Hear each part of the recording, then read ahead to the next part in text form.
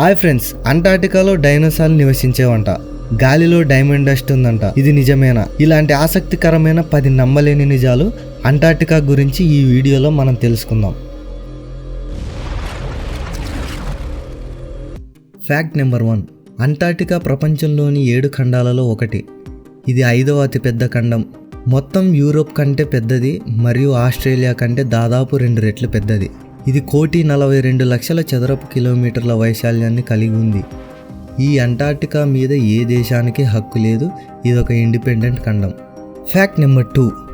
ప్రపంచంలోని మంచునీటిలో దాదాపు 60-90% అంటార్టికాలోని విస్తారమైన మంచు పలకలలో, హిమనినాదాలలో మరియు మంచు కప్పుల్లో నిల్వ చేయబడుతుంది. అంటార్టికా యొక్క ఐస్ షీట్ భూమిపై అతిపెద్దది. ఇది దాదాపు 14 మిలియన్ స్క్వేర్ కిలోమీటర్ల విస్తీర్ణంలో ఉంటుంది. అంటార్టికాలో కేవలం 1% మాత్రమే నీరు గడ్డకట్టకుండా ఉంటుంది. అంటార్టిక్ దీవుల్లోని అనేక ప్రాంతాలతో పాటు ఖండాల్లోని కొన్ని భాగాలు పూర్తిగా మంచు లేకుండా ఉన్నాయి. Fact number 3. అంటార్టికా ఒక ఎడారి. అవును, మీరు విన్నది నిజమే. మనం ఎడారులంటే ఇసుక దిబ్బలు మరియు మండే ఉష్ణోగ్రతల్ని ఊహించుకుంటాం. కానీ ఎడారి యొక్క టెక్నికల్ డెఫినేషన్ ఏంటంటే వర్షం, మంచు లేదా మంచు రూపంలో తక్కువ వర్షపాతం పొందిన ప్రాంతాన్ని ఎడారి అంటారు. అంటార్టికా ఈ డెఫినేషన్కి సరిపోతుంది. ఎందుకంటే చాలా ప్రాంతాలు భూమిపై ఉన్న కొన్ని పొడి ఎడారుల కంటే తక్కువ వర్షపాతాన్ని నమోదవుతుంది. గత 30 సంవత్సరాలలో దక్షిణ ధ్రువం దగ్గర సగటున వర్షపాతం 10 మిల్లీమీటర్ల కంటే తక్కువగా ఉంది. అలాగే తీరానికి సమీపంలో తక్కువ వర్షపాతం ఉన్న ప్రాంతాల్లో కూడా అంటార్టికా భూమిపై అత్యంత పొడి ప్రదేశంలో ఒకటిగా ఉంటుంది. Fact number 4.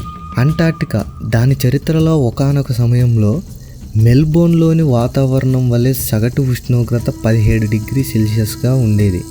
ఇది సుమారు 40-50 మిలియన్ సంవత్సరాల క్రితం ఇయోసిన్ అని పిలువబడే కాలం నాటిది. ఆ సమయంలో అంటార్టికా దట్టమైన అడవులతో కప్పబడి ఉండేది.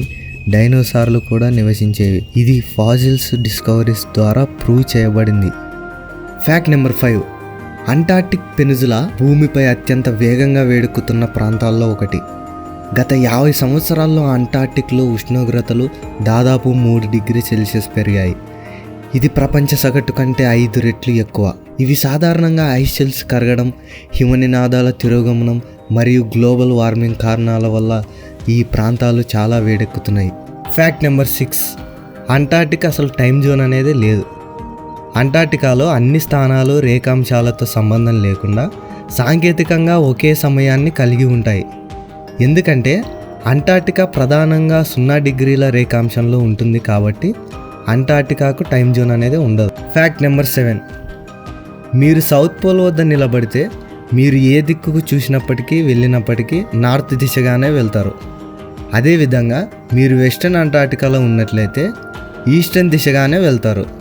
మరియు మీరు ఈస్టర్న్ అంటార్టికాలో ఉన్నట్లయితే వెస్టర్న్ అంటార్టికా ముఖంగానే వెళ్తారు. Fact number 8. అంటార్టికాలో యాక్టివ్ వాల్కనోస్ ఉన్నాయి. అంటార్టికా అనేక చురుకైన అగ్నిపర్వతాలకు నిలయంగా ఉంది. వాటిలో 2 ముఖ్యమైనది మౌంట్ ఎరబస్ మరియు డిసెప్షన్ ఐలాండ్. రాస్ ద్వీపంలో ఉన్న మౌంట్ ఎరబస్ భూమిపై సదరన్ మోస్ట్ యాక్టివ్ వాల్కనోస్ మరియు దాని నుండి వాయువులు, లావా ప్రవాహాలను విడుదల చేస్తుంది. 1908లో ఆస్ట్రేలియన్ శాస్త్రవేత్త సర్ డగ్లస్ మాసాన్ నేతృత్వంలోని బృందం వారి సాహసయాత్రలో తీవ్రమైన కష్టాలను మరియు తీవ్రమైన వాతావరణ పరిస్థితులను సహిస్తూ ఎరబస్ పర్వతాన్ని మొట్టమొదటిగా అధిరోహణ చేశారు. Fact number 9. అంటార్టికా అసలు పేరు టెర్రా ఆస్ట్రలిస్, అంటే అన్నోన్ సదరన్ ల్యాండ్ అని అర్థం. దీనికి అధికారికంగా పేరు లేదు, కానీ దీనిని అంటార్టిక్ ఖండం అని పిలుస్తారు. Fact number 10. అంటార్టికాలో తక్కువ స్థాయి వర్షపాతం ఉన్నప్పటికీ వాతావరణ అద్భుతాలు మాత్రం పుష్కలంగా ఉన్నాయి. మరియు డైమండ్ డస్ట్ వాటిలో ఒకటి. డైమండ్ డస్ట్ భూమి యొక్క ఉపరితలం దగ్గర తేమతో కూడిన గాలి నుండి అవక్షేపమయ్యి చిన్న మంచు స్ఫటికాలతో తయారు చేయబడింది. ఇది కొంచెం మంచు పొగలా ఉండి మంచు స్ఫటికాలు గాలిలో తేలియాడడం వల్ల సూర్యరశ్మి వాటిని మెరిసేలా చేస్తుంది. ఇది మిలియన్ చిన్న తేలియాడే వజ్రాల వలె కనిపించి మెరుస్తున్న ప్రభావాన్ని సృష్టిస్తుంది. మీరు ఇంతవరకు చూశారంటే ఈ వీడియో నచ్చిందని అనుకుంటున్నాను. ఇలాంటి మరిన్ని వీడియోల కోసం మన ఛానల్ని వెంటనే సబ్స్క్రైబ్ చేయండి. నెక్స్ట్ వీడియోలో మళ్ళీ కలుద్దాం.